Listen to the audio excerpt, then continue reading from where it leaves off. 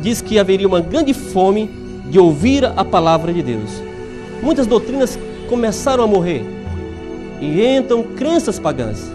Exemplo, no dia 7 de março do ano 321, Constantino emite a lei dominical, mais antiga que se conhece. Essa lei mudava a guarda do sábado para o domingo. A maioria acompanha esse processo de destruição da doutrina.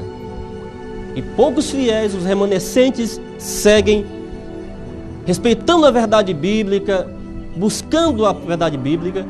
Aqui, por exemplo, o azeite é o Espírito Santo, representa o Espírito Santo. Zacarias capítulo 4, verso 2 a 6. O vinho representa o sangue de nosso Senhor Jesus Cristo derramado pelos pecadores. São Mateus capítulo 26, verso 27 até o verso 29. O período, por exemplo, do terceiro selo estendeu-se até o ano 313 a 538 da nossa era. Chegamos então à abertura do quarto selo. A abertura do quarto selo mostra um cavalo de uma cor amarela, anêmico. E diz a palavra: e olhei, e eis o cavalo amarelo, e o seu cavaleiro, sendo este chamado Morte, e o inferno o estava seguindo, e foi-lhe dada a autoridade sobre a quarta parte da terra para matar pela espada, pela fome e com a mortandade por meio das feras da terra. Apocalipse capítulo 6, verso 8.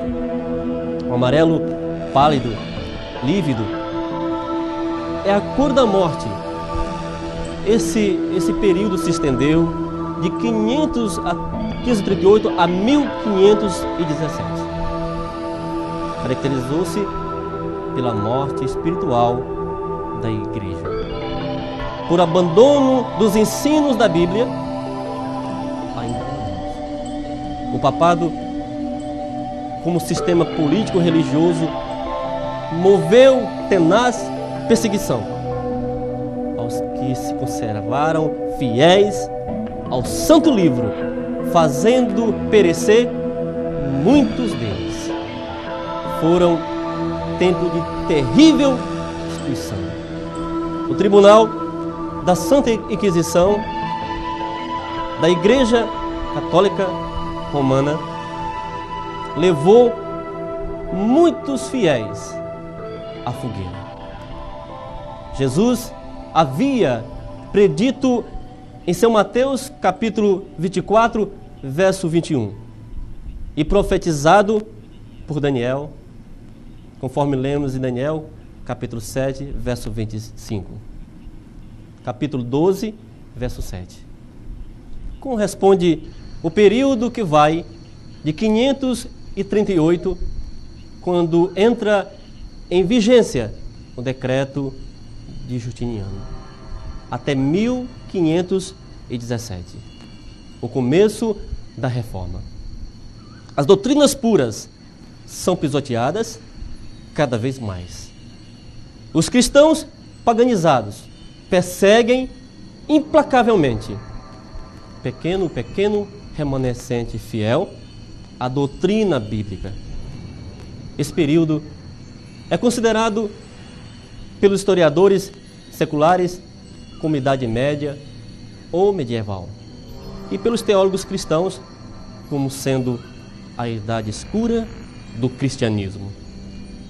Algumas heresias e invenções adotadas pela Igreja de Roma.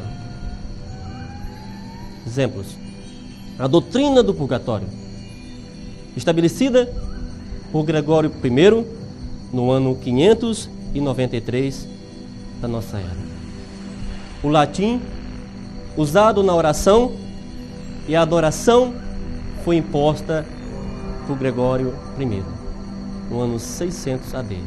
Oração dirigidas a Maria santos mortos e anjos, 600 AD. O título de Papa, o Bispo Universal, foi dada por Bonifácio III, pelo Imperador Focas, no ano 600 AD. Beijar os pés do Papa, começou com o Papa Constantino, no ano 709 AD. Poder temporal dos papas conferido por Pepim, rei dos francos, ano 750 AD. Adoração da cruz e relíquias autorizadas, abençoadas, no ano 786 AD. Água benta, ano 850. Adoração de São José, ano 890 AD. Colégio de Cardeais, estabelecido no ano 1907 AD. Batismos e sinos, instituído pelo Papa João XIII, no ano 975 AD. Canonização dos santos, dos mortos, feitos pelo Papa João XV, no ano 985 AD. Jejum nas sextas-feiras e durante a quaresma, ano 988 AD. A missa desenvolveu-se gradualmente como um sacrifício. A frequência à missa se tornou obrigatória no século XI. Celibato do sacerdócio, decretado pelo Papa Gregório XII,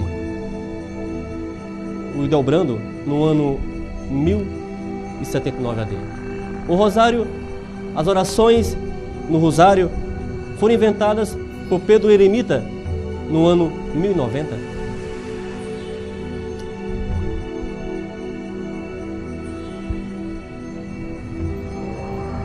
A Inquisição, instituída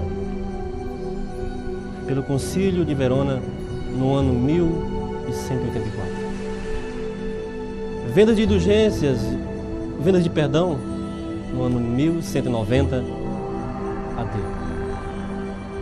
Transubstanciação, proclamada pelo Papa Inocêncio III no ano 1215. Confissão auricular.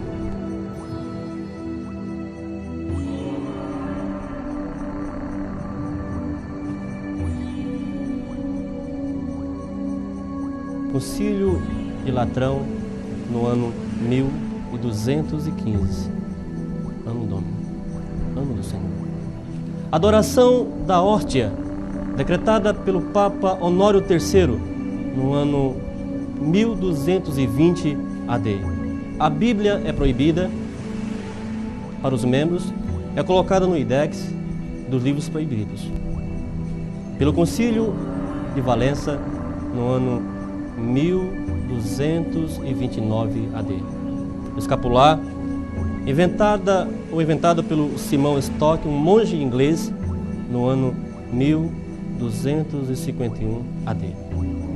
A taça de vinho, proibida ao povo na comunhão pelo Concílio de Constância, no ano 1414 AD.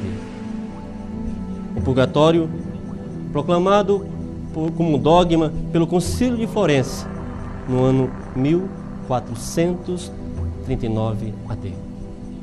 A doutrina dos 7 sacramentos, confirmada e afirmada em 1459 AD. Ave Maria, parte da última metade, foi completada 50 anos depois, renovada pelo Papa Sisto V, no fim do século XVI, ano 1508 AD. Vamos chegar então agora ao quinto selo. O quinto selo cobre o período que vai de 1517 a 1757. Foi o tempo da Reforma Protestante. Diz o profeta: quando se abriu o quinto selo, João viu debaixo do altar as almas daqueles que tinham sido mortos por causa da palavra de Deus e por causa do testemunho que sustentavam.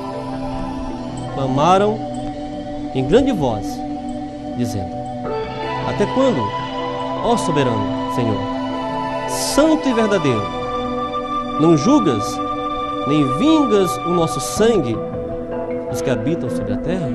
Apocalipse capítulo 6, verso 9 e verso 10. No altar de bronze do santuário do Antigo Testamento eram oferecidos sacrifícios de animais. O sacrifício era queimado e o sangue derramado sobre a base do altar,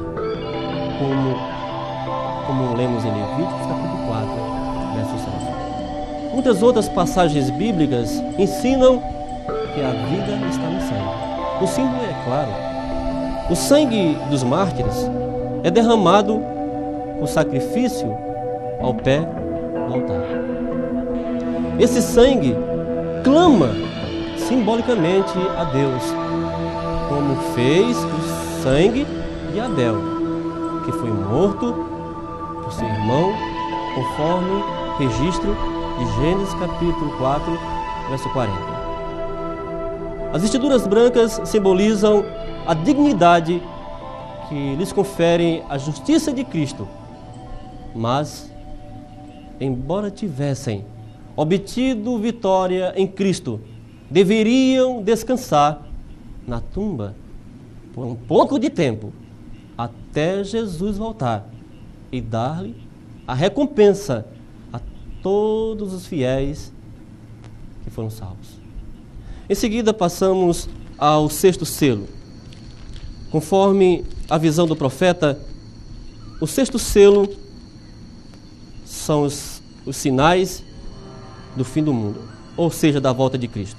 Cobre o período de 1755 até a volta de nosso Senhor Jesus Cristo. Então disse João: vi quando o Cordeiro abriu o sexto selo, e sobreveio grande terremoto. O sol se tornou negro como de crina, a lua toda como sangue.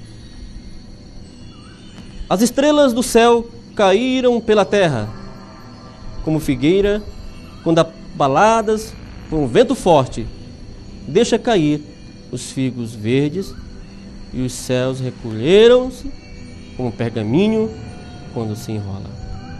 Então, todos os montes e ilhas foram movidos dos seus lugares. Apocalipse, capítulo 6, verso 12 e 14.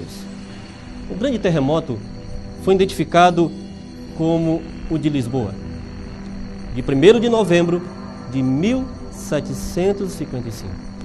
Poucos anos depois, em 19 de maio de 1780, ocorreria o escurecimento do sol. Quem presenciou esses fenômenos relatou da seguinte forma: por volta das 11 horas, começou a escurecer, como se tivesse chegado a noite. Os homens deixaram de trabalhar. O gado mugindo voltou ao estábulo. As ovelhas balindo agruparam-se. As aves silvestres fugiram para os seus ninhos. As galinhas voltaram para os seus galinheiros. À noite, a escuridão foi tão densa que, se uma pessoa levantasse a mão, não podia ver, e nem sequer podia notar uma folha de papel em branco. Citação da história de Ware, que se encontra na biblioteca de Boston.